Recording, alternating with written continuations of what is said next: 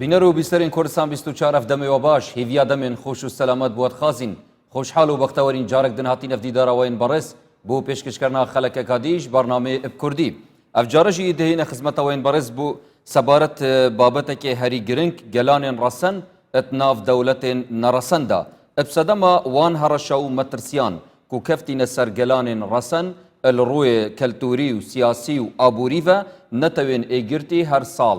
نهێ ئاب کریە ڕوژا جیهانیا گەلێن ڕەسەن گەلێن ڕەسەنیش ئەو گەلن یێن بێدەولەت ئەت ناڤە خاکێ خودا یێن بینە کەمینە ئەبسەدەما جەنگ و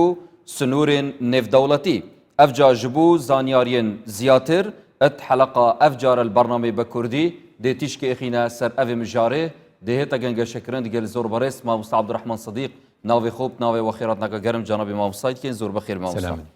مامۆستا وەکەمە بەحث کردی ئەت ناڤە هەندێک وڵاتاندا یانکو دەولەتێن کە دەست کرد کە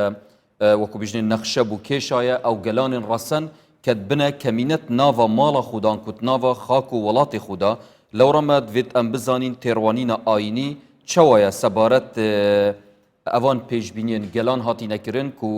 وەلی کریە گەلانên ڕەسەن ببنە کەمینەت ناڤە وڵاتی خودا بەڵێ بە ناوی خۆی بەخشندەی میهرەبان دیارە ئەو ڕۆژە کە باست کرد ڕۆژی نۆی ئاب نۆی ئابی هەموو ساڵێک لە ساڵی 1994ەوە لە ساڵی 1994ەوە نەتەوە یەکگرتوەکان نۆی ئابی هەموو ساڵێکی کردووە بە ڕۆژی جیهانی گەلە ڕەسەنەکان یاخود گەلانی ڕەسەن لەبەرچی لەبەر ئەوەی کە لە ڕاستیدا بەری ئەوەی ئەم سنوورە نێودەوڵەتیانە دروست بێ لە ئەنجامی شەردا گەلانی ڕەسەن لە هەموو شوێنی دنیادا هەبوونە و لەسەر خاک و چۆنە لە ماڵ و حاڵی خۆیان ژیاون بەڵام لە ئەنجامی ئەو شەڕانەی کە هەڵگیرساوە بە تایبەت جەنگی یەکەم و جەنگی دووەم دوچریش وردە جەنگەکانی تر سنوورەکان گۆڕاون کە سنوورەکان گۆڕاون گەلە ڕەسەنەکان کاتێکە ڕەسەن بوونە و زۆری نەبوونە لەسەر خاکی خۆیان بوونە بە کەمینە لە ئەنجامی سنووری دەستکردەوە کەواتە لێرەدا ئێمە دەبێت خەمێکی خۆمان بخۆین وەکو گەلی کورد چونکە لە ڕاستیدا زۆرێک لە وڵاتانی ناوچە ئەم بۆنا یاخود ئەم یادا بەسەر ناکەنەوە چونکە دە هەر گەلێک یعنی هەر دەوڵەتێک لەم دەوڵەتانە کە لە ئەنجامی شەردا دروست بوون پێیان خۆش نییە بیری ئەم گەلانەی بکەنەوە کە گەلێکی ڕەسەن هەبوو لە ئەنجامی سنووری نێودەوڵەتی بۆ بە کەمینە جاوتت لە ڕوانگەی ئاینەوە چۆن بڕوانینە ئەم بابەتە لە ڕوانگەی ئاین ئەوەیە کە لە ڕاستیدا خدا لە قورئاندا فەرمووی خەلەق لەکم ما فی الأرض جەمیعا یعنی خدا ئەم سنوورە سیاسی نێودەوڵەتانی نەکێشاوە ئەم سنوورانە خدا نەیکێشاوە خدا ئەرزێکی بۆ دروست کردوین ئەمە ئەرزە والأرض وضعها للأنام ئەم ئەرزە خدا دایناوە بۆ مرۆڤایەتی باشە ئەم مرۆڤایەتی چۆن لەسەری بژێن ئیتر لە ڕووی دابشکردنی ئیداریە لە هەر دابشکردنێک ئەگەر بە ئارەزوومەندانە بێ ئەبێ وابێ بەڵێ پرسیار لێرە ئەوە بووچی ئیرادە خودی جێبەجێ نەبووە بووچی مرۆڤ بەروواژی ئیرادە خودی ڕاوست ڕاستە وەختێک کە خدا ئەم ئەرزە وەکوڵێ وەضعها للأنام و دەیداتە دەستی بە شەر و وتمان تاقیکردنەوە مرۆڤایەتێکەیە ئەم تاقیکردنەوەیە کە تا ئێستا مرۆڤایەتی یاخود با بڵێم بەشی زۆرێک لە دەوڵەتان تای سەرکەوتوو نەبوونە بەڵکو سیستەمێکی نێودەوڵەتی زاڵمانەیان دروست کردووە کە تیایدا گەلانی ڕەسەن بوونە بە سوتەمەنی لە نێو دەوڵەتێکی ناڕەسەندا کە لە ئەنجامی شەڕ دروست بووە کە خدا فەرمووی خەلەق لەکم ما فی الأرض جەمیعا یعنی خدا ئەم زەویە و دەرامەتەکانی بە شێوازێ دروست کردووە بەشی چەند ئەوەندەی دانیشتوان دەکە بەڵام دێن سنوورێکی نێودەوڵەتی دەچێشن ئەلێرە شتێکی تر دێتە پێشەوە خدا ئازادی داناوە خدا ڕێگەی نەداوە کە لە دروستکردنی خێزانێکە دوو هاوژین بەبێ ڕەزامەندی خۆیان نابێ هاوژینی بکەن بەبێ ڕەزامەندی خۆیان ئەمە مەسەلەیەکی ئاینیە ئەی ئەم گەلانە لەگەڵیەکە بە زۆرە ملێ تێکەڵ دەکرێن بەبێ ویستی خۆیان بەبێ ئەوەی پرسیان پێ بکرێ ئەمەش تاوانێکی یەکجار گەورەیە ئەوە دوو سێ لە ڕاستیدا بە عەکسی ئیرادەی خوداوە وەختێکە خدا فەرمووی وعلم آدم الأسماء كلها کەواتە خدا لە یەک سەرچاوەوە ئەم هەموو زمانەی دروست کردووە ئەم هەموو زمانی دروست کردو تۆ وەختی دی ئەم دابشکردانە دەکەی گەلانی ڕەسەن ورد دەپوکێنەوە کەم دەبن بۆیە ئێستا دەڵێن لە کۆی 8,000 زمان ڕەنگە 2,000 تەواو بوو بێ 6,000 زمانێک مابێ جا ئێمەی گەلی کورد ڕاستە ئێمە زۆرین بەس ئەم بارودۆخە 100 تر و 200 ساڵی تر هەر ئاوها بڕوا ڕۆژ بە ڕۆژ لە کەمی ئەدەین ئەو کات دەبێ ئێمە ژۆک و هەندێک سوورەکان بترسین بۆی ئێستا زۆرجا دەڵێن گەلە ڕەسەنەکان چێکەنەتەوە یەکگرتوەکان ئەم ڕۆژەی بۆ داهێناون هەندێک دەڵێ مەبەستی هەندێک سوورەکانە هەندێک دەڵێن مەبەستی دانیشتوانی ڕەسەنی چۆن دەڵێ ئوسترالیایە نا هەموو ئەو گەلە ڕەسەنەی بێبەش کرا لە دەوڵەتی خۆی بە ناوی خۆی بریتێ لەو گەلە ڕەسەنانەکە لە ڕاستیدا ئەرز و خاکی خۆی هەبوو خوا پێداو بوو بەڵام لێیان سندوتەوە بەلێت واقع و لۆژیک دەما مستاکرد تەماشەبێکی ئەف وڵاتین زلهێز و یان نەتەوێنی یەکگرتی ڕەنگە ئیرادەل پشتێ چەندە هەبیت بوو دابەشکردنا وڵاتان ئەری بۆچی هەر ئەو بخوژی جارێک دن دێن خوکەنە خوش مرۆڤ و ڕۆژێکی دانن بوو نەتەوێن ڕەسەن قسەیەکی جوانە یعنی ڕاستیەکەی ئەوەیە نەتەوە یەکگرتوەکان وەکو سیاسی قسە ناکەم وەکو ڕۆشنبیری قساکەم نەتەوە یەکگرتوەکان لە ڕاستیدا بە پێی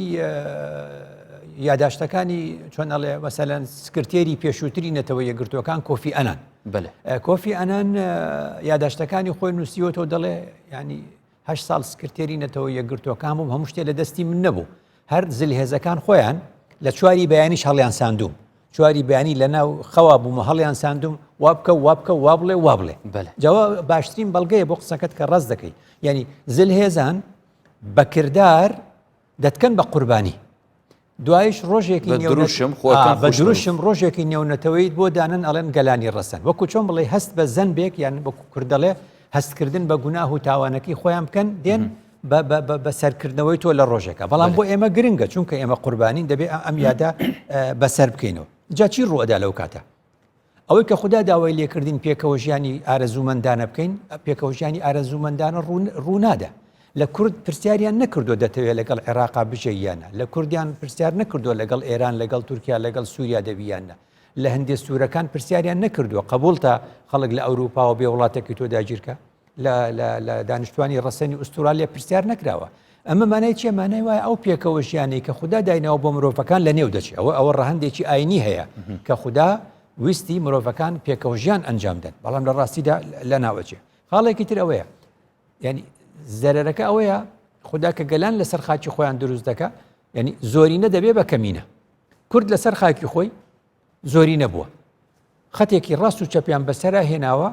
ئەڵێ بڕۆ ئەوەندە ملیۆن لە ئێران ئەوەندە لە عێراق ئەوەندە لە سووریا لە تورکیا لە هەر چوار وڵات لەسەر خاکی خۆتی بە خەتێک و بە دوو خەت سنوورێکی خوێنین تۆیان کرد بەچی بە کەمینە لە هەر چوار دەوڵەتەکە ئەمە نەخشەی خوددا نییە ئەمە نەخشەیەکیش نییە وەکو مرۆڤ پرسیان پێکردی بێتین لە ئەنجامی پێکەوە ژیانی ئاشتیانە دروستمان کرد بێ کەواتە لە زیانەکانی ئەم سنوورە بێپرسانەی کە لە شەڕا دروست دەبێت سنووری خوێناوی وای کرد کە زۆرینە ببێ بە کەمینە ئەوجا دەوڵەمەند دەبێ بە هەژار تۆ لەسەر خاکی خۆتی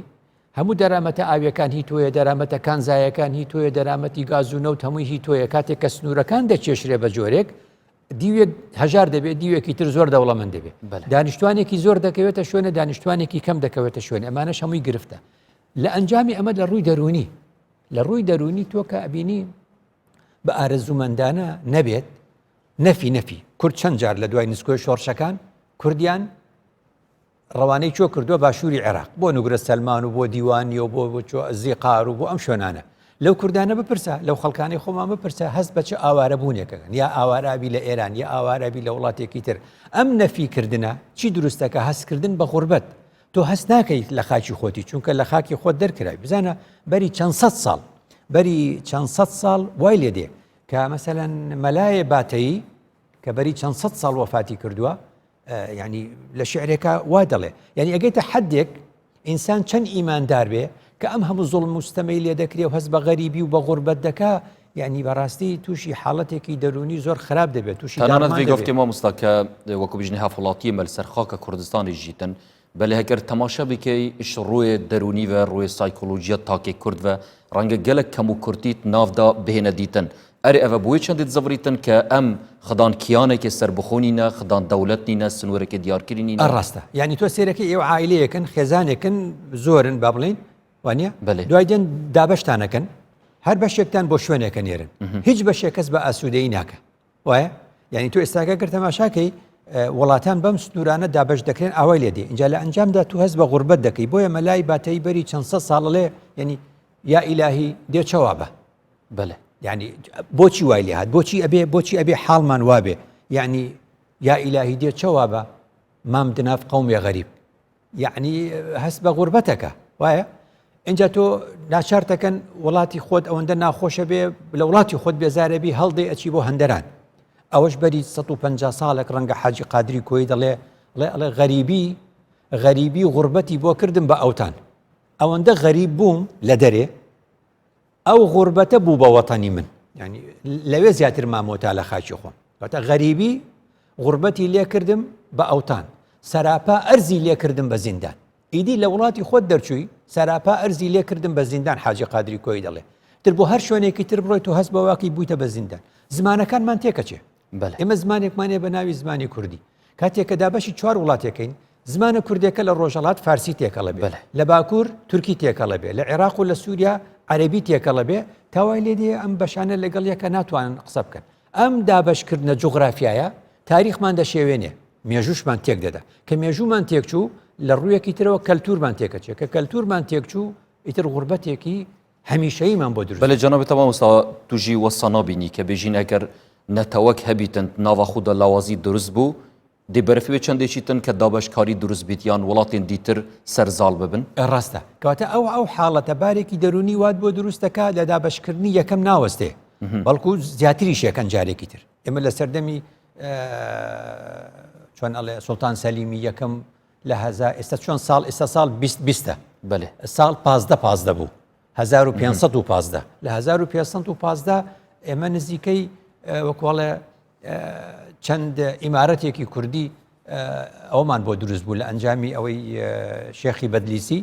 لەگەڵ سوڵتان سەلیمان ڕێککەوت چەند ئیمارەتێکمان بۆ دروست بوو یعنی ئەوە بڵێ دە ئیمارەت بۆ نمونە بەلای زۆرەوە وانە دوای وردور ئەوانە ئیشان لەسەر کرد دوای دەوڵەتی عوسمانی کردیان بە چل ئیمارەت یعنی وای لێ دێ دابشکراوەکەش دابەشە بێتەوە جارێکی تر چونکە بەسەون پەرت و بڵاوی یانکو لاوازیات ناوە ماڵە کوردیدا چەند سەدەم و فاکتەرە کە ڕۆژ بە ڕۆژێ دوژمنێمە یان وڵاتن زلهێ سەرمەزاڵ ببوون و مە پەرت و بڵاو بکەن منیش هەروان گوت ینی خۆی تۆ دابش کراوی بەڵام بارودۆخی کەسی دابش کراوە بارودۆخی ملەتی دابش کراوە زۆر قورسە بێ قورسبوونەکە یعنی چۆن بڵێ بە جۆرێک دروست دەبێ کە کۆبوونەوەی جارێکی تر زەحمەتە خۆ قسەکەی تۆ ڕاستە ئەمەوێ بڵێم ئێمە ڕاستە دابش کراوین ئەبێ بینەوە یەک بگرین کە یەک ناگرینەوە ناڵێم خەتای ئێمە نییە خەتای ئێمەشی تایە بەڵام لە ڕاستیشە ئیمتیحانێکی زۆر قورسە یعنی تۆی بە جۆرێک دابش کردوتەوە وەکو جارێکی تر ینی ئەگەیتە حدێک چۆن بڵێم جارێکی تر حاجی قادری کۆی بە ڕەحمەت و هەروای گوتووە ئەڵێ ئەو زمانی کە ئەوە دابش ناکرێن ئەو زمانی دەبنە ئاردی نێو دڕک تۆ تەسەوەر کە دڕک شوێنێک هەمووی دڕک بێ شتێکی تۆپێکی بچووکت بکەوێتە ناوی دەرکردنی زەحمەتە تەسەوەر کە ئەرزێک هەمووی دڕک بێ ئاردی بەسەرا دابشکەی وەرە ئەو ئاردە لە نێو ئەو دڕکەیە کۆ بکەرەوە حاجی قادر بە ڕەحمەت وێ دەفەرمێ ئەو زمانی دەبنە ئاردی نێو دڕک ئێمەیان دابش کردووە دوایش ئەبێ هەمیشان یەک بگرینەوە جارێکی تر ئیشەکە قورس دەبێتەوە لە سەرمان جا ئەمە تاوانێکی زۆر گەورەی نێودەوڵەتیە کە بە حەقی گەلان هەمووی کراوە لە نێویشە گەلی کوت هەمان دەبنەوە مامۆستا ئەف دابشکاری هاتیە دروستکردن و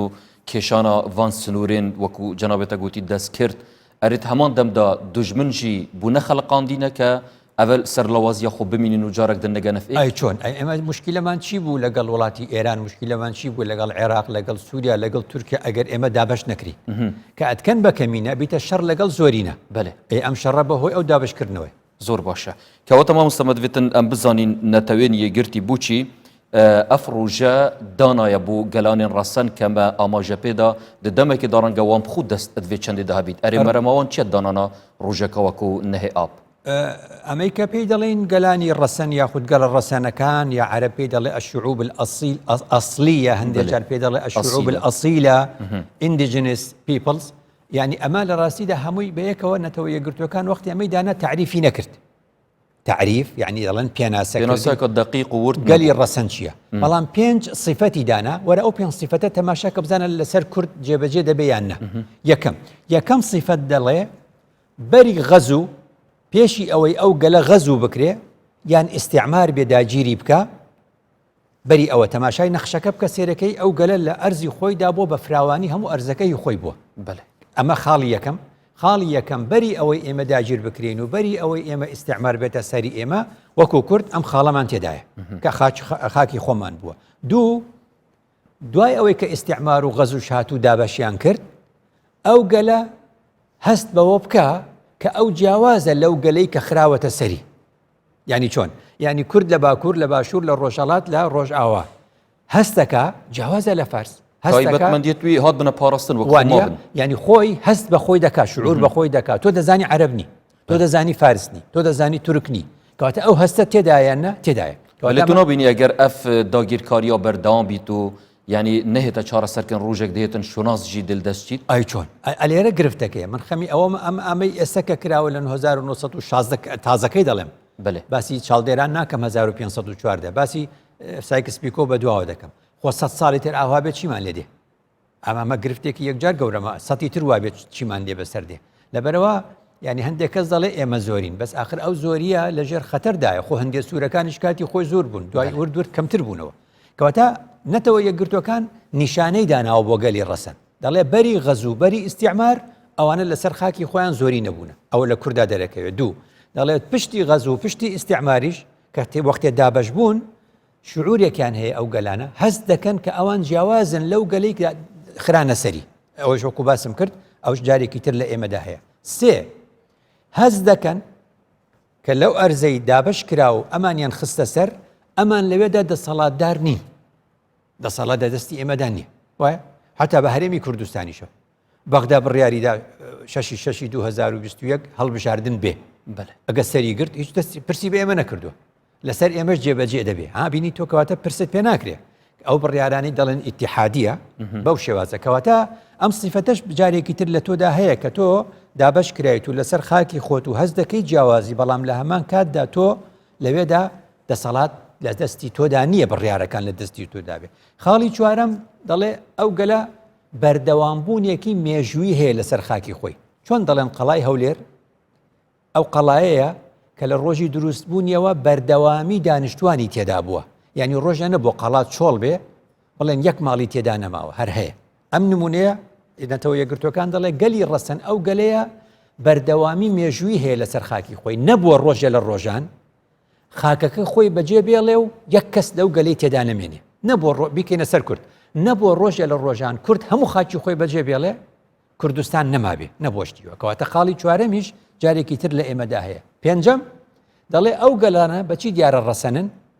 کەلتوری خۆیان دەپارێزن فەرهەنگی خۆیان دەپارێزن لەگەڵ پاراستنەکەدا تەوریسی دەکەن یعنی چۆن یعنی وەکو بۆ ماوەیی وەسیەت دەکەن و دەیدەنە نەوەکانی خۆیان ئێستا خەڵکمان هەیە لە هەندەرانە هەستی نەتەوەیەتی خەڵکی هەندەران لەو ڕادەیە چۆن دەڵێ کەڤەری مناڵەکانیان ئەڵای کوردستانە کەڤەری مناڵەکانیان بە باسی کوردستانە حەز دەکەن یان لە نێو ژوورەکانی خۆیاندا شتێکیان هەڵوەستیوە وێنەکانیان فۆلکلۆر کەلەپور کوردی هەڵدەواسن بۆچی تا نەوەکانیان بزانن ئەگەر لە ئەوروپاش بن ئەمانە کوردن ئەم هەستا لە ناو ئێمەدا هەیە کەواتە بەم پێنج چۆن دەڵێ نیشانەیە گەلی کورد و گەلانی دیکەی ڕەسەن کە دابش کراون بەسەر وڵاتانێکە و بێبش کراوین لە دەوڵەتیش ئەم سیفاتانە هەمووی لە ئێمە کەواتە ئەف سیفەتی نەتەوین یەکگرتی دانای وەکو مەرج دانای نەگەر ئەڤەت ناوگەلێکێدا هەبن گەلێکی ڕەسەنە ئەرێ یا خویانیە بۆ وان وڵاتانە یان نەتەوین یەکگرتی کە ڕاستیدا ملەتی کورد ملەتێکی ڕەسەنە گومانن وێ چەندێدا نانە گومان نییە بەس وەکو گوتم نەتەوە یەکگرتوەکان دەسەڵاتی نییە هیچی پێ ناکرێ پێی دەکرێ وەکو مەسەلەیەکی کەلتوری و ڕۆشنبیری ئەم یادانە دابنێ بەژنا ئەزانێ ئەمە بەچی دابش کراوە بە شەڕ دابش کراوە سنوورەکان پێی دەڵێن سنووری خوێن بۆیە نەتەوە یەکگرتوەکان بە پێی ئامارە کۆنەکانی دەڵێ ئەگەر ئەم گەلە ڕەسانانەی بێدەوڵەت بوونە لە دنیادا کۆیان بکەینەوە نزیکەی 370 ملیۆن کەس دەبن بەلای کەمەوە کە لەو 370 ملیۆنە 30 ملیۆنی ئێمن دابش بوونە بەسەر 90 دەوڵەتدا دابش بوونە بەسەر 90 دەوڵەتدا کەواتە گەلانی ڕەسەن بە جۆرێک دابش بوونە کەوتونەتە دابش بوونە بەسەر 90 دەوڵەتدا خۆشیان بێدەوڵەت بوونە کە ئەمە ژمارەکەیان بە 370 ملیۆن بەخەملێنرێ 105 دانیشتوانی جیهان پێکەین کەواتە مامۆستا کە ئەف وەکو بێژن نەتەوین یەکگرتی یانژی وڵاتین دیتریان زلهێس دەمەتزانن ئەف 5 ساڵ و خەتین هاتینە بەحەزکردن هەموو ملەتی کورد ڤەدگریتن ئەری بوچی ڕوژە ملەتی کورد الهەرێما کوردستانی بڕیارە ریفراندومێدا کە سەربخۆبوونا خۆ بپرسیت الخەلکی خۆ ئەری بوچی دش ڕاوستیان و نەڤیا ملەتی کورد گەهتە ئارمانجا ئەمە پرسیارەکەیە کەواتە پرسیارەکە لە ڕووی ڕەهەندی ئینسانی لە سەردەمی ویدرۆ وێلسن سەرۆکی ئەو کاتی ئەمریکا لە سەردەمی 1916 مافی بڕیارداری چارەنووس بۆ هەموو گەلان هاتە ئارە بەس دوای بیریان کردەوە زیادکردنی سنوورەکان زلهێزەکان بیریان کردەوە هەتا سنوور زیاتر بێ لە ڕووی ئابووری و بڕینی وڵاتان قازانجی ئەوان کەمە بێتەوە لە ڕووی ئابووری جیهان ئاینیدا ئەم بێژین فلانتش دوفاقیەتت ناوە پەیڕاوکارین ئاینیدا یعنی دەفوانجی هەمان ئەف دوفاقیەت هەیە زمان تشتێکە و کردار شتێکی دیترە ناوی بنێ دووڕووی سیاسی ناوی بنێ دووڕووی سیاسی بڵێ لەبەرەوە دەبینی یعنی یەکێک لەو گرفتانی کە هەیە ئەم یاسا نێودەوڵەتیانە پێی دەوترێت دەبڵ ستاندارد یعنی بە جۆرێک لە جۆرەکان یعنی یەک قاعیدە هەیە بەس بە دوو شێواز جێبەجێ دەکرێت لەبەرەوە باسێکە دەبێت یعنی ئاماژەی بۆ بکەم جا لەبەرەوە لە 2007 نەتەوە یەکگرتوەکان هاتەوە وەکو هەستکردن بە تاوان وەک هەستکردن بە جۆرێک لە زەم وەک دڵدانەوەیەک وەک گوتت بۆ گەلانی ڕەسەن یعنی هاتن هەندێک وەکوچڵێ جۆرێک لە ڕاگەیەنراوێکیان بڵاو کردەوە بۆ مافەکانی ئەم گەلە ڕەسەنانە داوایان کرد لەو گەلانیکەوە لەو دەوڵەتانی کە ئەم گەلانی بەسەرا دابەش بووە مافەکانیان بپارێزن هاتن ڕاگەیەنراوێکی 46 مادەییان دانا بەلێ هەمیت قاڵ بێ مجاملەکردنێدا یان توانی بڵێ هەمووی وەک ڕاستپاردە دێتەوە جا ئەو گەلانە ئەمە جێبەجێ دەکەن پێی دەڵێتەوە ئەوانە مافیان هەیە تەنانەت مافی بڕیاردانی چارەنووسیشی نووسیوە لەو 46 مادەیە جاوەکو تۆ گوتت هاتین جێبەجێمان کرد دوای نایان هێشت بەێ باشە مامۆستاگەر ئەم بینە سەر زیانên vê دابەشکاریê ev دابەشکاریانەها canabête behs ketin ke sinûrên neresenin et nava welatekê neresen da hatîne kêşan belê gelên resend nav da hatîne wekû bijnê bojandin yan jî hatîne lawazkirin eregerin bizanîn ziyanên vê dabeşkariyê çi ne taybetiye gerin behsa xwe bikeyn wekû milletê Kurd باشە ئێمە ئێستاکەگە تەماشاکەین جاران شتێکە بۆ پیانەوت بڵێن کوردستان دوای شتێکە بۆ پیانەوت بلوچستان باش نییە دوای شتێکە بوو فارس بوو بۆ نمونە ئەم گەلانە هەر سێکیان گەلی ڕەسەن بوون هەر سێکیان وەکو بڵێ توانای ئەوەیان هەبوو بە پێی هێز هەر جاری یەکێکیان سنووری خۆی فراوانکە ئەم مەسئلەی سنووری نێودەوڵەتی ئێستاکە گەلی ڕەسەنی بە جۆرێک دابش کرد کە بە هیچ شێوەیەک توانای نامێنە جارێکی تر ململانێکە بکاتەوە ینی چۆن یعنی تۆ جاری وا هەیە مناڵێکت هەیە ئەم مناڵی تۆ کە کۆترێکت بۆ کڕیوە سێرەکی مناڵەکە تااقەتی نیە ئەو کۆترە ڕابگرێت دەستی دەفڕێ هەندێ باوک بێویژدانەرە دێن چێکن مەقەسێک هێنن هەردوو باڵی کۆترەکە دەبڕن ئیدی کۆتر لەبەر دەستی منداڵێکی بچووکش دەمێنێتەوە ئەم دەوڵەتانە بەهێز نەبوون ئەم نەتەوانی تر هاتن نەتەوەی تری بەهێز وەکو کورد باڵێ بڕی کە باڵیت بڕی ئیدی لە بەردەستی گەلانی سەردەستە دەمێنێتەوە ناتوانێت بجۆڵێتەوە ناتوانێت بە فرەجارێکی تر کەواتە ئەو کات چی لێ دێ ئەو کاتە هەموو مێژووەکەی ئەو گەلە ئەوی تر دەیبە گومان لەوەدا نییە مێژووی ماد و میدیا و مادەکان هەمووی فارس بردوێتی بۆ خۆی ئێستاکە لەبەرەوە کە نەورۆزیش دێنێتەوە یەکگرتوەکان بە فارس دەست پێکە باسی ئێمە ناکە چونکە تۆ دەوڵەتت نییە کە دەوڵەت لە ڕاستی ئەوەی پێی دەوترێن نەتەوە یەکگرتوەکان درۆیەکی گەورەیە ئەوە چییە دەوڵەتە یەکگرتوەکانە ئەوە دەوڵەتە یەکگرتوەکانە نەک نەتەوە یەکگرتوەکان کوا کورجێکی لە شوێنەتەوە یەکگرتوەکان ئەی لە لای برای مسلمان لە چۆن دەڵێ ئەمەی پێی دەڵێن ڕێکخراوی دەوڵەتە ئیسلامیەکان کوا کورد لەوێ ئەندام ئەفاقفتنەوە جانابێتت بژیت کە ویشتن کورد لاواز کردیا و پەڕت کووردا بڕینە ئەvە وێ چندێ دیگەهینیتن کە ئەم بێ ئومێد ببین ئیتر نەشین جارەکەتی پەستینەوە نە بەڵام قورسیشی کردووە ئای قورسی کردووە نبینی لەبەرەوە مەبەستم چی بوو لە ڕووی مێژووەوە مێژوەکە دەبن هەر گەلێک دابش کرا هەر گەلێک دابش کرا و نەبوو بە خاوەنی دەوڵەت هەر پارچی دەکەوێتە دەستی دەوڵەتێک کە پارچەی کەوتە دەستی دەوڵەتێک کە نەورۆز دەبێ تورکش بۆ خۆی بردی ئێرانش بۆ خۆی ئەیبات و عەرەبیش بردی و ئەوترەبە ناوێکی تریشی لێنێ ئەبینی عید الشەجەر ناوێ جەژنی دار و درەخت ئەیدا بردی گۆڕیشی بە شێوازێک لە شێوازەکە مێژووەکەت نووسینەکانت هەموو ئەو شتانت یان ئیسە تۆ تەماشاکە ئێستا بڵێ وەرزشوانێک لە ئاکرێ لە خاوەن پێداویستی تایبەتەکان لە ئۆلۆمپیادی پارا ئۆلۆمپیاد بۆ کەسی خاوەن پێداویستی تایبەت لە 2016 بزانم ینی یەکەمی مەدالیای زێڕی وەرگرت خەڵکی ئاکرێ بوو چیان بۆ نووسی ئەنووسرێ الرياضي العراقي خۆناڵێن کووردە لە ئاستی نێودەوڵەتی وەرزشوانێکی عێراقی مەدالیای زێڕی بەدەستێنە سەرکەوتنەکانت دەڕوە هەموو شتەکان بە نێوی دەوڵەت چۆنەڵێ دەوڵەتە دەڕوە جا وەختێک ئەمە دروست بوو لە ڕوویەکی ترەوە گرفتێکت بۆ دروستە بێ دەرهاویشتەی سیاسی دەرهاویشتەی سیاسی چۆنە یعنی کە تۆ ئەمە هەر کوردەکەین بنمونە خۆ کۆریاش دابش بووە کۆریاشیان دابش کردو مەسەن لە ساڵ 1954 و کۆریای باکوور و کۆریای باشوور بۆ ئەو بەرژەوەندی نێودەوڵەتیە فەقیرانە دێن لەسەر سنوور ساڵی جارێک ئەگەر ڕێگەیان بەن دەگرێن خزمی یەکترن سنوورێک دەچێشی هەورامان بەش دەکەی هەورامان هەورامانە تۆ دێکیتە هەورامانی ئەودی و هەورامانی ئەمدی و هەورامانی ئەودی و شێوەزارەکەی تێکەڵ بە فارسی دەبێ هەورامانی ئەمدی و تێکەڵ بە عەرەبی دەبێ ڕەنگە پاشی 100 ساڵی تریش وشەکانیان تێکچێتەوە جارێکی تر هێڵێک دەچێشی لە نێوان باکوور و ڕۆژئاوا ئەملا بە عەرەبی دەدوێن ئەولا بە کرمانجەکە هەردووکیان کرمانجن کرمانجی تورک ئەو تورکی تێکەڵ دەبێ ئەمی دیکە عەرەبی تێکەڵ دەبێ ئەمانە غەدری گەورن یعنی لە ئاستی نێودەوڵەتی دەکرێن خوددا ئەم غەدرانەی قبوڵ نییە جا ئەمە مەسئلەیەکە ئەڵێم قبوڵی نییە ئەبێ مرۆڤایەتی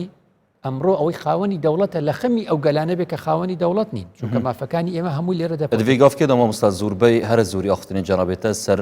نەتەوێن ئێگرتی و سەر وڵاتین غەربی شێوازێکی گشتی هاتنە بەحثکردن ئەرێ ئەم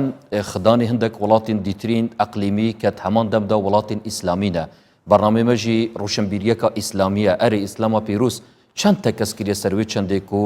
مافێن گەلا بهێنە پاراستن بەلێت هەمان دەمدا مسلمان نەیە پێگیرە بێ چەندێ هەموو جا گوتومە ئێمە دابشکراین بەسەر با بڵێن بەلای کەمەوە چوار دەوڵەتی ئیسلامی کەواتە ئێستا مافەکانمان لای چێە لای چوار دەوڵەتی ئیسلامیە هەموو جا گوتومە ئەگەر ئێران مافی کوردی خۆی بە هیچ کەس هەیە بتوانێت ڕێگەی لێ بگرێ لە ڕیفراندۆمەکە چیان بە ئێمە گوتیان بەغدا ڕازیکەن ئەگەر بەغدا ڕازی بوو بۆتان هەیە ڕیفراندۆم بکەن چونکە ئسکۆتلەندا بۆی ڕیفراندۆم دەکا لەبەر ئەوەی بەریتانیا ڕازی بووە ئێتر ئەنجامەکە چی دەبێ با ببێ کەواتە تۆ بیر لەوە بکەرەوە یعنی برای مسلمانەکەت ڕێگەی ئەوەت پێنادا ئازاد بی ڕێگەی ئەوەت پێنادا بڕیاری خۆت دەی تا بزانی تۆ بەدڵ حەزەکەی لەگەڵ ئەو بی یا حەز ناکەی لەگەڵی بی ئەبینی چۆنە کەواتە لێرەوە ئێمە کێشەمان لەگەڵ گەلانی مسلمان نییە کێشەمان لەگەڵ کاربەدەستانی وڵاتانی مسلمانە بۆ ئەوەی شەڕەکەی خۆمان گەورە و فراوان نەکەین جا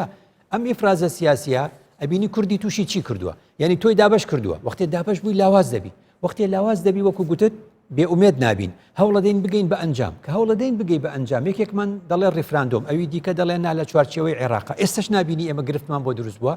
دەرهاویشتە سیاسەکان هەر ماڵمان وێرانەکە بۆ هیچمان نیەتمان خراپ نییە یەکێک پێی وایە لەگەڵ عێراقەبی باشە یەکێک پێی وایە سەربەخۆبی باشە لە ئەنجامی لێکدانی ئەم دوو بۆچوونەش گرفتێکی دیکەمان بوو ئەم گرفتە بۆ دروست بوو چونکە ئێمەیان دابش کردووە ئەوە کەواتە دەرهاویشتەی سیاسی بۆ ئێمە دروست کرد شتێکی تر خوێندومەتەوە لەسەر چاوە فەرمیەکانی عێراقدا دەڵێ ئەم شعبی کوردیە ئەو بە عەرەبی نووسیوێتی یعنی ئەبێ تووشی چی بکەین تووشی چی بکەین بۆ ئەوەی بەسەر ئازاڵ بین ئەوە لە کتێبی شخصیە کوردیە مدیری استیخباراتی عێراق کاتی خۆی نووسیوێتیەوە لە ڕاپەڕینا من لە ڕێی خەڵکەوە دەستم کەوت خوێندمەوە دەڵێ عەمەلیەت الئیفقار الدائمە پرۆسەی بەهەژارکردنی هەمیشەی پرۆسەی بەهەژارکردنی هەمیشەی وامان لێ کات بینی حکوومەتێت عێراقی دوێ دوماهیەژی سەروێ سیاسەتی چۆن ئەنجا تۆ خاکی خۆت هەیە زەراعەتی خۆت هەیە کشت و کاڵی خۆت هەیە ئەتێنن بۆ کۆمەڵگە زۆرە ملێکان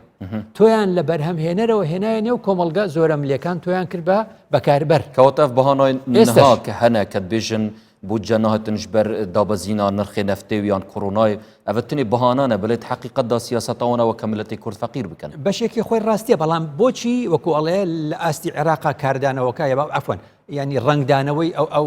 بارودۆخە بۆ لە عێراقا دەرناکەوێ وایە بۆ لە سەر تۆ دەرەکەوێ هەستەکەی سیاسیە لە ڕاستیدا یعنی پرۆسەی بەهەژارکردنی کورد پرۆسەی هەمیشەیی بەهەژارکردنی کورد ئەوە ناویناوە عەمەلیەت الئیفقار الدائمە پرۆسەی بەهەژارکردنی هەمیشەی بۆی بەردەوام لە خەمی قوتەکەی بێ ئەمە قسەیەکە لە هەفتاکان نووسراوە ئێستا شەر بەردەوامی هەیە کەواتە لە ڕاستیدا ئەم مەسەلەی گەلی ڕەسەن بەم سنوورە نێودەوڵەتیە تووشی ئەم هەموو گرفتەیەکەن ئەوجا لە ڕووی کەلتوری گەلانی دیکە بەسەر کەلتوری تۆدا زاڵ دەبێ ئەو کاتە کەلتوری تۆ ساڵ لە دوای ساڵ ئەگەر هەستی پێ نەکەیت و خەمی لە خەمیدا نەبی لە ڕاستیدا لە نێو دەچێت ئەوە کە جارێکی تر تۆ تووشی غوربەتێکی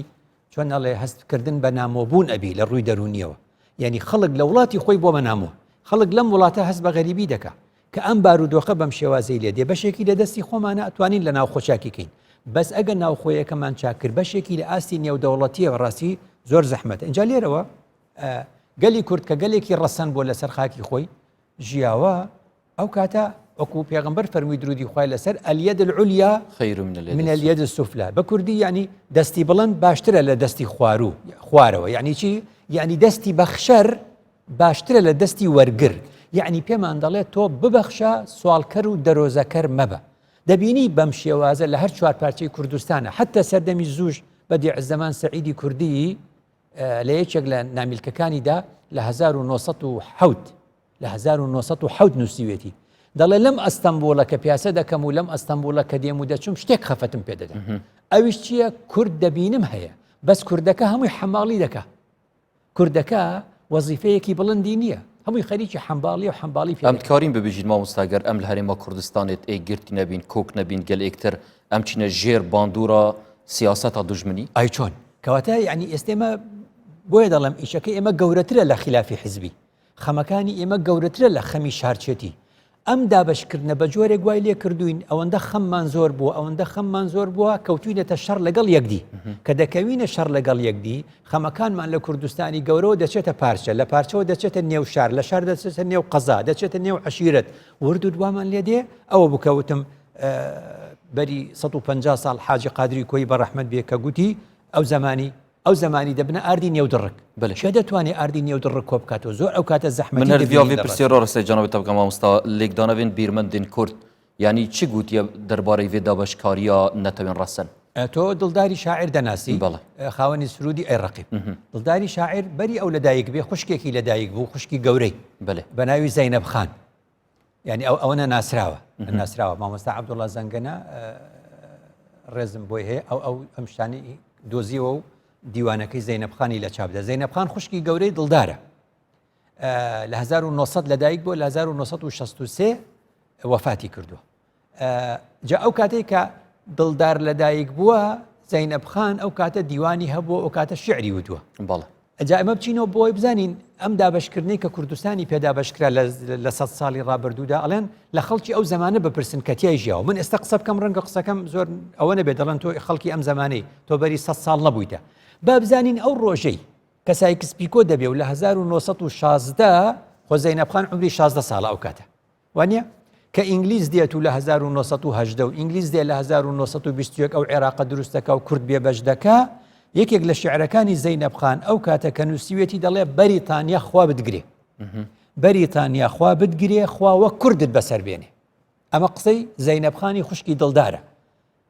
لەو کاتەی کە ئینگلیز هاتووە و عێراقی دروست کردو لە 1920 ئەو عمری 21 ساڵ بووە بەریتانیا خوا بتگرێ خوا وە کوردت بەسەر بێنێ یعنی ئێمە داوا لێ کرد چیت لە ئێمە کرد لە شعرەکەیە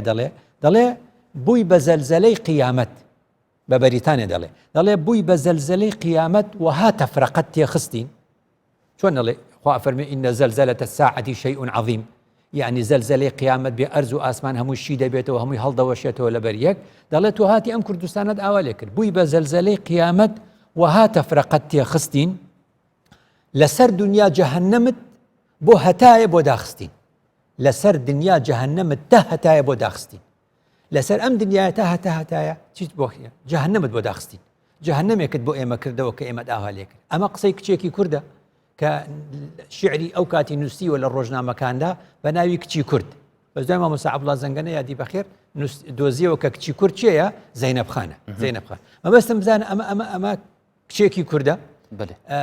لەو کاتەیە 21 ساڵ بووە کە عێراق وەکو ملەتی کورد ینی کۆی گشتی هەموو پارچێن سەروی عەردەی مەکاریە ئاستی گلە و گازندا دەربچین بەرەف هەنگاوین کردداری بەڵێ بەس چییە وەکۆڵە جێبەجێ ناکەین یعنی قسەیەکت بۆ بکەم یعنی خۆ حاجی قادری کۆی ئەمڕۆ زۆر باسی دەکەم چونکە ئێمە خەتێکمان هەیە من وا تێگەشتم شێخی خانی بناغی نەتەوایەتی ئەوجا حاجی قادری کۆی ئەوجا ئەسیری کەرکووک من زۆر لەو سیانە باسی نەتەوایەتی دەکەم هەمیشە یعنی ئەگە بڕوانی حاجی قادری کۆی بەڕەحمەت بێ لە 1916 لەدایک بوو بێ و لە 1997 وەفاتی کردووە 1997 سەردەمی عوسمانیەکانە یعنی ئەگەر بێت و ئەو شعرەی بەری 20 ساڵ لە وەفاتیشی وتبێ یعنی وا دێ لە 1970 وتبێتی کە ئەو کاتە ڕووسەکان پەلاماری دەوڵەتی عوسمانی دەدەن و پەلاماری کوردستانیش دەدەن ئەو کاتە کورد نێزانی بڵێ شەڕی ڕووس ئەیگوت شەڕی عەروس لە بە ڕووسیان دەگوت عەروس جا ئەو کات کورد ئاگادار دەکاتەوە حاجی قادری کۆی بە ڕەحمەت دی ئەو کات کورد ئاگادار دەکاتەوە دەڵێ سەراپا ئاگرە ئەتراف و ئەکناف ئەمە بکەی بە کوردی کوردی یعنی بە شێوەزاری ئەمڕۆ سەراپا ئاگرە ئەتراف و ئەکناف یعنی دەوروبەرتان ئەتراف و ئەکناف یعنی تەنیشتەکان یعنی تەنیشتی دوورتان و تەنیشتی نزیکتان سەراپا ئاگرە چی بکەن ئاگاداری خۆتان بن ئیمڕۆژ ئەم قسەیە لە دوای 150 ساڵ ڕوحی حاجی قادر بە ئێمە چ دەڵێ سەراپا ئاگرە ئەتراف و ئەکناف ئەگەتان لە دەوری بخۆتە لە ئاستی عێراقا ئاگرە لە ئاستی تورکیا ئاگرە ئێران سووریا هەموو ئاگرە یعنی ئێمە ئەم حاڵەتەکەمانە سەراپا ئاگرە ئەتراف و ئەکناف لە نەتیجە ئەو کاتیش ترساوە حاجی قادر ئەو کات ترساوە کە ئەو وەفاتەکەی لە 1970 بووە ترسی ئەوەی هەبووە کە ئەم کوردستانە ئاوا دابەش کرێ چونکە ڕووسەکان لە پشتی ئەرمەنەکان بوون ئەو کاتە بۆیە حاجی قادر ئەو کاتە ئەو ترسی هەبووە دەڵێ خاکی جزیرە و بۆتان خاکی جزیرە و بۆتان یعنی وڵاتی کوردان 100 حەیف و 100 مەخابن دەیکەن بە ئەرمەنستان ئەو کات هەوڵەکە وا بووە رووسیا هاتووە ئەرمەنستان دروستکە ئەرمەنستان چۆن دروستەکە لە بەشی کوردی لێبەرێ بیخاتە سەر ئەرمەنستان ئەوە ئەم شەڕا لە قەدیمەوە بەم شێوازە بوو جاربەرەوە حاجی قادری کۆی بە ڕەحمەت بێ یعنی بیرمان دەخاتەوە دەڵێ گەرکارێک نەکەن لەم بەینەدا زوو ئەو قسەی بەری 150 ساڵە ئەگەر کارێک نەکەن لەم بەینەدا زوو ئەگەر کارێک نەکەن لەم بەینەدا زوو مەمالیک کاتێک زانی لەدەست چوو ئەگەر کارێک نەکەن لەم بەینەدا زوو مەمالیک کاتێک زانی لەدەست چوو ئەمە ڕوحی حاجی قادرە ئێستش وامان پێ دەڵێ ئێستا زوو بن پارتی یەکێتی گۆڕان حیزبەکان وەختی ئەم گرفتەمان نییە ئێستا سەراپا ئاگرە ئەتراف و ئەکناف ڕوحی حاجی قادر وامان پێ دەڵێ بێژ بە جەنابێتە ینی ئەف بەرپرسیارە جەنابێتە بەحەستکردن زۆربەت کەویتە سەرکرداتیا ملەتی کورد یانجی کوی گشتی ملەتی کورد وەکو تاکژی خۆ ناوت بێت کەڵێ سەرکردایەتی بەڵێ بەناوەکەی دیارە زۆری دەکەوێتە دەستی ئەوان چونکە گەلی ئێمە میلەتی ئێمە گەلێکی زۆر بەڕاستی زیندووە گەلێکی زۆر هوشیارە لەبەرەوە سەرکردایەتی کورد بە هەموو شێواز و بە هەموو حیزبەکانەوە زۆر گرنگە جۆ لە ڕوحی حاجی قادر بگرن ئەگەر کارێک نەکەن لەم بەینەدا زوو مەمالیک کاتێک زانی لەدەست چوو لەبەرەوە ئەمە ڕووناک بیر و منەوەری کوردەوەمان دەستێتت خوشمامسەی بەرزکەوەتە ئەم ڕاستەوخۆ تەوەری دوماهیە بچینە سەر وەکو بژنێ ڕێکارێن vê çendێکە ئایا ئەم چ بکەین و ئەستی گەلە و گاڤزندا بچینە دەرێ بەرەف هەندێک هەنگاوێن کردداری بچین و ئەم خول vê çendێ ڕزگار بکەین و گەلێکی ڕەسەن ئەتناف وڵاتێکی ڕەسەنجیدا ببینە وڵات من دەڵێم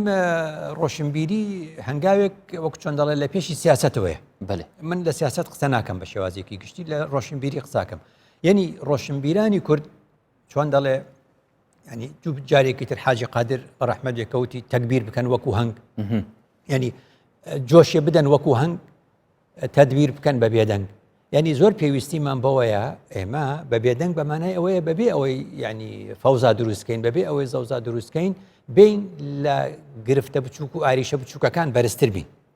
بینە سەرخەمی نەتەوایەتی بینە سەرخەمی گەل بە شێوازێکی سەرەکی و داوا لە سەرکردایەتیش بکەی کە لە خەمی چاکترکردنی بارودۆخی خەڵکدا بێ تاوەکو خەڵک بپەرژێتە ئەوەی بەدەم بانگەوازی ڕۆشنبیرەکانیەوە بێ لەبەرەوە ئەبێ لە ئاستی ڕۆشنبیری لە ئاستی دنیادا سیستەمی نێودەوڵەتی جیهانی ستەمکارە ئەم قسەیە بە کوردیە سیستەمی نێودەوڵەتی جیهانی ستەمکارە ئەم سیستەمەی کە ئێستا جیهان بەڕێوە دەبا دەرەنجامی شەڕە بە ئێمە ناڵێن گۆڕانکاری بکەن و بە پێویستە ئینسان هەموو ڕۆژێ گۆڕانکاری بکە باشە جیهان ئێستاکە لە دەستی چێ ئەم جیهانە گەورەی کە تۆ دەیبینی لە دەستی 5 دەوڵەتە دەی هەر بڕیارێک بدە ئەگەر یەکێک دژی وەستایەوە ئەمریکا رووسیا بەریتانیا فەڕەنسا چین کەواتە پرسیارێک دێتە پێشەوە ئێمە دەبێت بە زمانێکی ڕۆشنبیری بڵێین 7 ملیار و 500 ملیۆن ئینسان گەورەترە لە 5 دەوڵەت دەبێ بڵێین ئەگەر بە دەوڵەتیش حسابی دەکەن 193 دەوڵەت گەورەترە لە 5 دەوڵەت آخر بۆچی ئێمە مەسیرمان ئەی ئەم 5 دەوڵەتە بۆچی ئەم مافی ڤیتۆیان هەبێ هەموو شتێک ئاخر دەی باسی کوردستان کە بڵێ بێ بە دەوڵەت ئەمریکا و بەریتانیا و فەڕەنساشن لەگەڵ بێ رووسیا ڕاست بەلێت نابینی سروشتی ژیانێ سێراع و ململانەیەکی کەسێ ینی بکاریتەن زۆرتر ئیسباتە خوب بکات ئەو دەبیتە زەلهێز دنیادا کەواتە ئەمە بوو بە لۆجیکی هێز یا هێزی لۆجیک خدا دنیای لەسەر هێز دروست نەکردووە خدا ليشهدوا منافع لهم مثل موسمی حەجە ئەو ئاەتەم بیرکەوتەوە یعنی ئێمە خدا ئەم ئەرزەی بۆ ئێمەدانە منفعەتی بۆ هەمومان هەبێ نابێ منفعەتی بۆ هەندێکە بێ بۆ هەندێک نەبێ جا لەبەرەوە پرسیارەکە لێرە دێتە پێشەوە کە سیستەمی جیهانی لە ئاستی سیستەمی جیهانیدا پێویستی بە گۆڕانکاریەکەیە پێویستی بە گۆڕانکاریەکەیە یعنی پرسیارێکی تر پێویستیمان بەوە هەیە لە ئاستی نێودەوڵەتیدا قسە لەسەر ئەوە بکەین کە سنووری دەوڵەتان با بە ئاشتی خوازانە بێ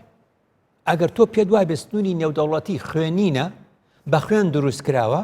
مانای وایە ئەم سنوورە نێودەوڵەتیان لە ئەنجامی شەڕا پێیابوونە ئێدە بڕوا بکە بێت چاوەڕێی جەنگی جیهانی سێیەم و چوارەم و پێنجەم و شەشەم کەی کەس لەم دنیادا خێر لەم ئەرزە نابینێ بەم شێوازی کە ئێستاکایە پرسیارێکی تر دەبێت لەم سیستەمە نێودەوڵەتیە بپرسین بڵێن ئەرێکا کە ئێوە دەوڵەت کە دروستەکەن یعنی چۆن پێوەری دەوڵەتمان پێ بڵێن کاکە ئێمە نایزانین پێمان بڵێن دەوڵەت چۆن دروستە ناڵێن یەکەم پێگەی نەتەوە زمانە دەباشە لە یۆنسکۆ دەپرسی چەند زمان لە جیهاندا بوونی هەیە دەڵێن نزیکەی 8,000 زمان بە کەم تا زۆر ینی باشە ئەو ژمارەیە لەبەرکە 8,000 زمان هەیە باشە کۆی ئەو دەوڵەتانی کە ئێستا دروست بوونە لە دنیادا لەنەتەوە یەکگرتوەکان هەن نزیکەی 200 دەوڵەت 8,000 دابەشی 200 ئەکات چەند ئەکات 40 کەواتە بەمانە تۆ 40 بۆ یەک دروستت کردووە یعنی 200 دەوڵەتت دروست کردووە بۆ 8,000 زمان بەو مانایی لە هەر دەوڵەتێک لەم دەوڵەتانە 39 زمانت تێ ئاخنیوە یعنی 39 دەوڵەتت بێبەش کردووە لە زمان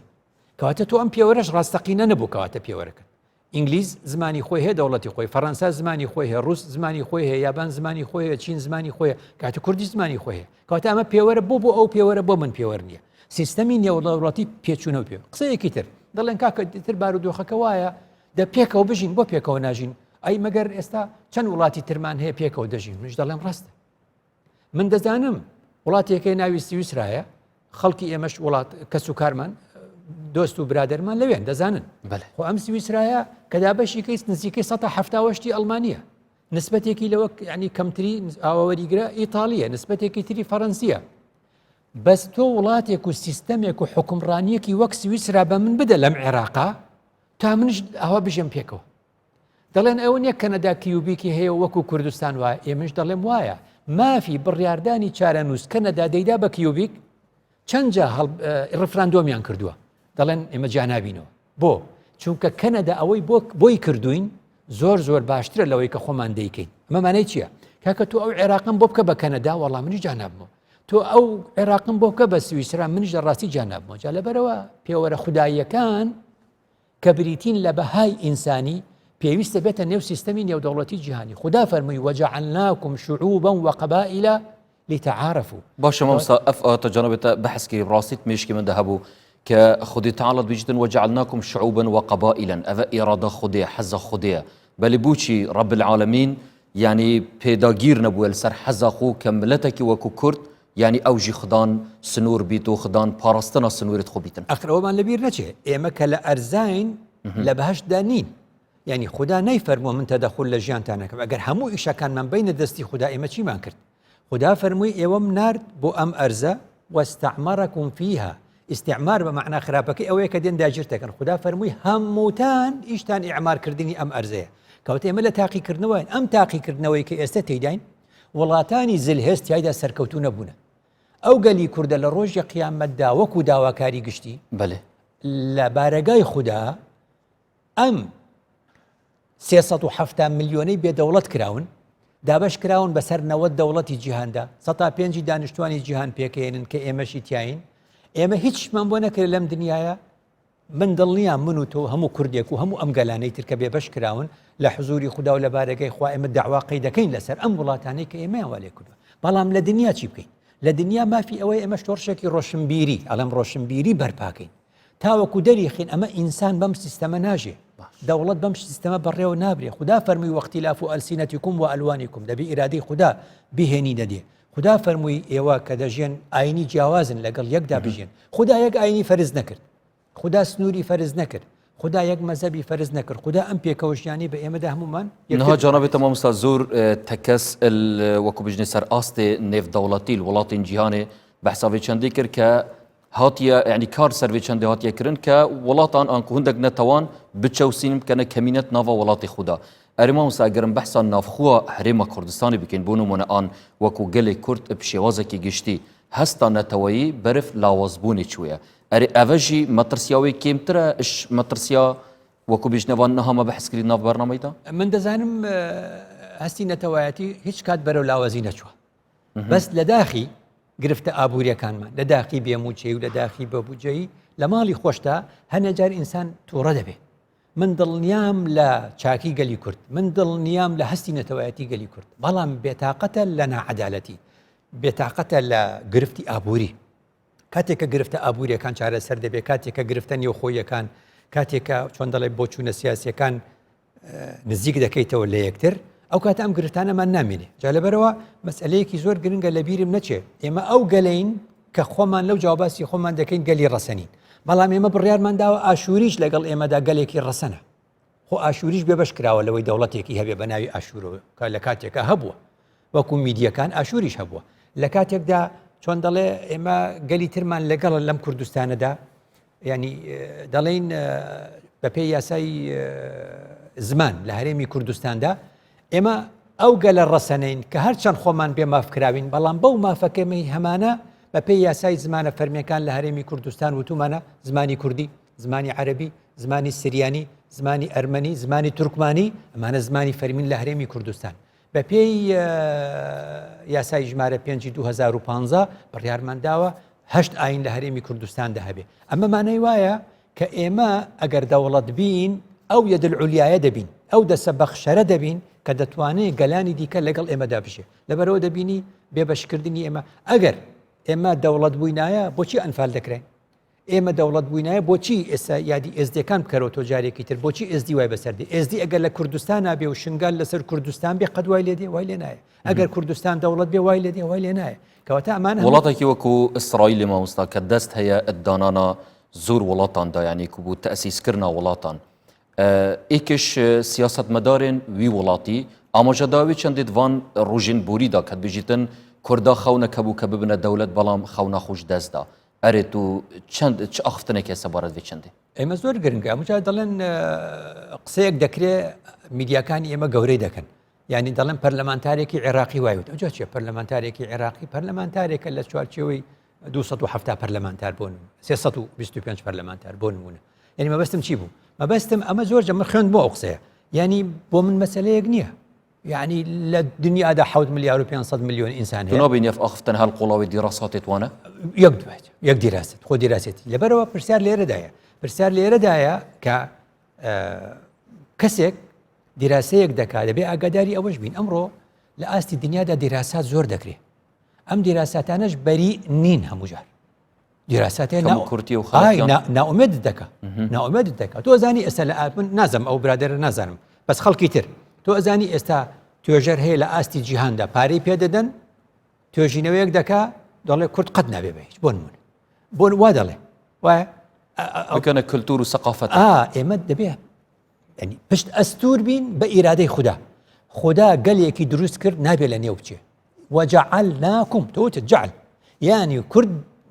ئیرادەی خوددایە بوونی کورد ئیرادەی خوددایە ئەمجا چۆن خۆمان ڕێک دەخینەوە چۆن دەبین بە خاوەنی دەوڵەت چۆن هەوڵ دەدەین ئەمە مەسلەیەکی لەسەر خۆمان دەوەستێ بەشێکیشی لەسەر سیستەمی جیهانی و نێودەوڵەتی دەوەستێ چونکە سیستەمی جیهانی و نێودەوڵەتی لە دوای جەنگی دووەمی جیهانیەوە سەدان نەتەوەی تری کرد بە خاوەنی دەوڵەت خێرە بەس بۆ ئێمە و بۆ کەتەلۆنیا و بۆ باسک و بۆ ئەو شوێنانە ڕازی نابێت سەر ئاستی سیاسی و سەر ئاستی سەرکرداتیا کوردیمە ئاماژەداوی چەندێک کە بەرپرسیاریاوان چی هەم بەروێ چەندێ ئەریما مستا بەرپرسیاریا تاکی کورد وەک هەفوڵاتی کورد چ تشتە دەربارەی وێ چەندێک و ئەم هەست پێی چەندێ بکەین گەلەکین و گەلێکی ڕەسەنین و دوێت بەرف ڕۆژێک بێتن بەرف دەوڵەت بوونێکی بچین بڕوانە پێداویستەکانی زیندووبوون و پێداویستەکانی ژیان هەمیشە دەڵێن ئەم قسانەی ئێمە دەیکەین پێداویستەکانی ژیانە ناکرێ ئینسانێک لە برسا بمرێ یا برسی بێ بتوانێت خەمیشتێکی دیکەشی هەبێ ناکرێ ئینسانێک لە ترسا بێ خەمیشتێکی دیکەشی بێ کەواتە ئەڵقەیەکمان پێشکەش کرد پەیوەندی نێوان سەرکردە و گەل ئەبێ چۆن بێ سەرکردە ئەبێ لە خەمی چارەسەرکردنی ئاریشە و کێشە ئابووری و فەرهەنگی و سیاسی و کۆمەڵایەتیەکانی گەلدابێ گەلیش ئەو کاتە لەگەڵ سەرکردایەتی خۆیدا ئەو کاتە هەر داواکاریەکی لێ بکەیت جێبەجێ دەکە دەستێتت خۆش مامۆستای بەڕێز ڕێزدار عەبدوڕەحمان سەدیق زۆر سپاس بوو جەنابێتە ساخ و سەلامەت بی بۆ پێشکەشکردنەوان هەموو پێشنیارên زۆر جوان و پەرمەفا بەلێ بینەرên بەڕێز و خوشتەویل